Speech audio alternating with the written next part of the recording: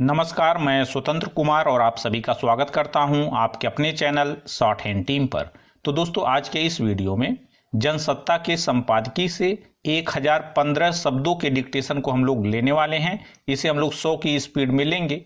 आज के इस डिक्टेशन में हमने कॉमा, विराम, प्रश्नवाचक या पैरा को काउंट नहीं किया है।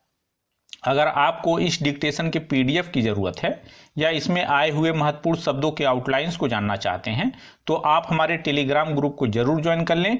ग्रुप का लिंक इसी वीडियो के ठीक नीचे डिस्क्रिप्शन बॉक्स में आपको मिल जाएगा। तो 100 की स्पीड में आपका डिक्टेशन स्टार्ट होगा 5 सेकेंड के बाद। तब तक के लिए आप रेडी रहें।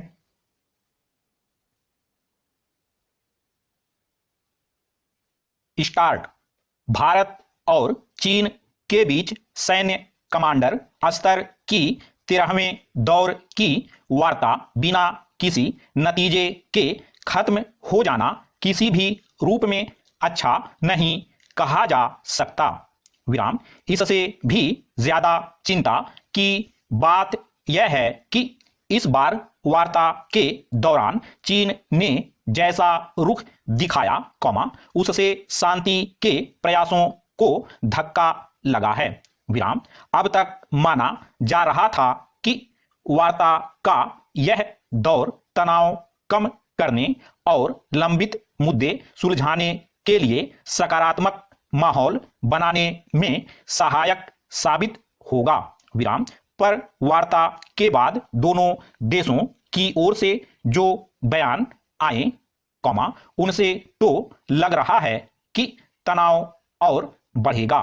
विराम। बैठक में चीन के आक्रामक रवैये से साफ हो गया कि उसकी मंशा माहौल को अच्छा बनाने के बजाय तनाव बढ़ाने की है। विराम। हालांकि उसके इस रुख के संकेत पहले ही मिलने लगे थे और लग रहा था कि वार्ता शुरू होने के पहले वह ऐसा कुछ करेगा जिससे नए विवाद खड़े हो जाएं।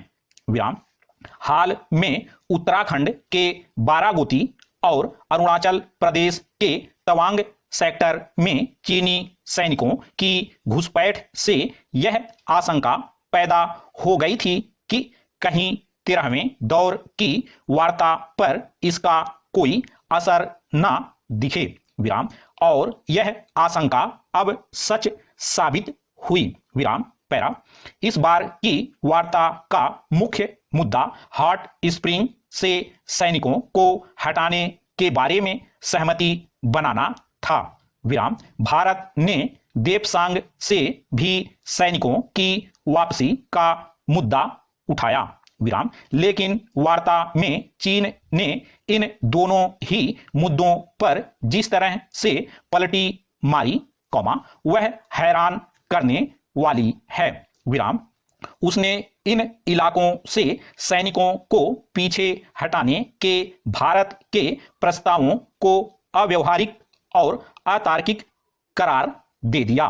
विराम। जबकि कुछ महीने पहले तजाकिस्तान की राजधानी दुशानबे में भारत और चीन के विदेश मंत्रियों के बीच सहमति बनी थी कि वार्ताओं के जरिए समाधान की कोशिशें जारी रखी जाएंगी। विराम।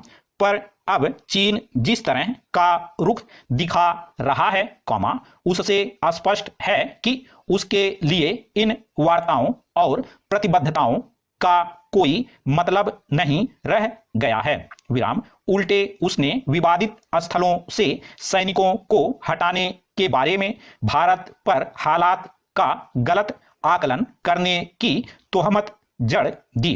विराम। ऐसे में यह कैसे माना जाए कि वह विवाद खत्म करने के लिए गंभीरता दिखा रहा है। प्रश्नवाचक। पैरा।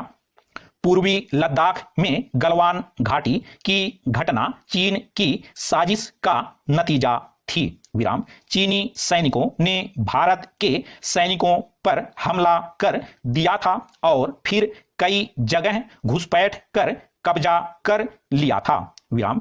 हालांकि भारत के कड़े प्रतिरोध और सैन्य दखल के बाद चीन पर जो दबाव बना और वार्ताओं के दौर शुरू हुए, उसी का नतीजा था कि उसे पैंगोंग त्सो झील के उत्तरी और दक्षिणी हिस्सों और गोगरा पोस्ट से अपने सैनिक हटाने पड़े। विराम।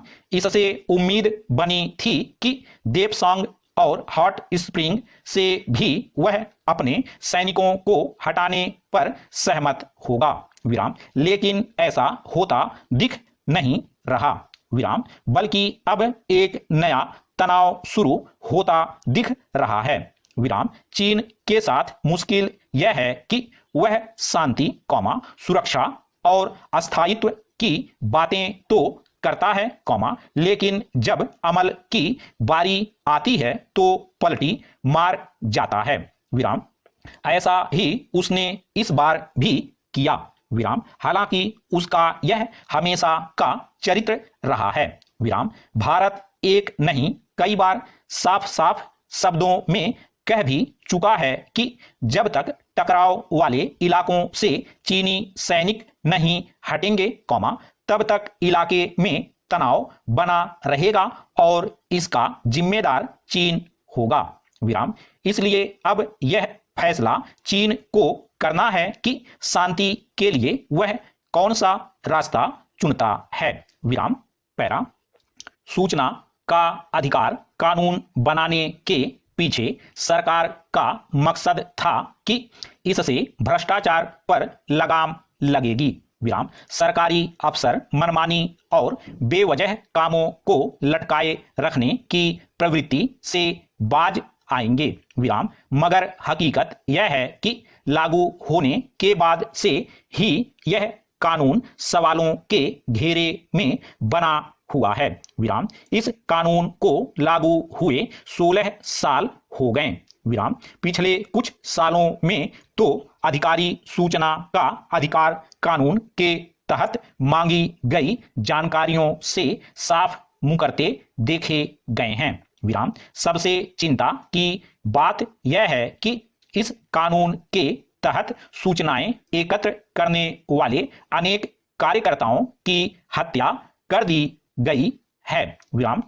ट्रांसपेरेंसी इंटरनेशनल नामक संस्था ने अपने अध्ययन में बताया है कि पिछले 16 सालों में करीब 100 ऐसे कार्यकर्ताओं की हत्या कर दी गई है। विराम। 190 लोगों पर जानलेवा हमले हुए हैं। विराम। हालांकि कई सूचनाधिकार कार्यकर्ताओं की हत्याओं को लेकर पूरे देश में आंदोलन जैसा उठ खड़ा हुआ था। विराम। तब सर्वोच्च न्यायालय ने प्रशासन को ताकीद की थी कि वह सूचनाधिकार कार्यकर्ताओं की सुरक्षा सुनिश्चित करें। विराम। मगर इस दिशा में अब तक कोई पहल नहीं दिखी है। विराम। पैरा। छिपी बात नहीं है कि सूचना का अधिकार कानून भ्रष्ट अफसरों, नेताओं, कारोबारियों, ठेकेदारों आदि के लिए परेशानी पैदा करने वाला है। विराम। इससे अनेक बड़े घोटालों और अनियमितताओं का पर्दाफाश हुआ है। विराम। शुरू में इस कानून का प्रभाव नजर आया था, पर फिर सरकारी बाबुओं ने इससे बचने का रास्ता निकाल लिया। विराम। वे मांगी गई सूचनाएं देने में टालमटोल करते देखे जाते या फिर देश की सुरक्षा, गोपनीयता आदि का हवाला देते हुए साफ मना कर देते हैं। विराम।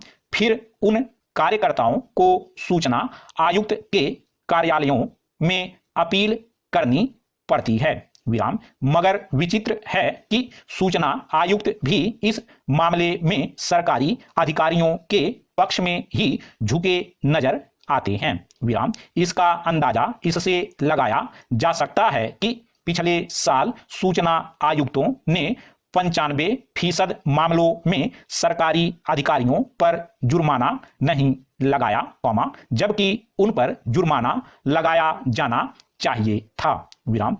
सूचना का अधिकार कानून के तहत अधिकारियों को 30 दिन के भीतर मांगी गई सूचना उपलब्ध करानी होती है। विराम। ऐसा न करने पर 250 रुपये रोज के हिसाब से और अधिकतम 25,000 रुपये तक जुर्माना लगाया जा सकता है, जिसका भुगतान उन्हें अपने वेतन से करना पड़ता है। विराम। मगर सूचना आयुक्तों के पक्षपातपूर्ण व्यवहार का ही नतीजा है कि सरकारी अधिकारी सूचनाएं न देने की ढिठाई दिखाते रहते हैं। विराम। पैरा। आज तक कुछ विभागों को लेकर बहस चलती रहती है कि उन्हें सूचना का अधिकार कानून के दायरे में रखा जाए या नहीं। विराम। छिपी बात नहीं है कि सरकारें खुद नहीं चाहती कि भ्रष्टाचार, घोटालों और अनियमितताओं आदि से जुड़ी सूचनाएं सार्वजनिक हों, ऐसे अधिकारियों को दंड मिले। विराम। स्टॉप।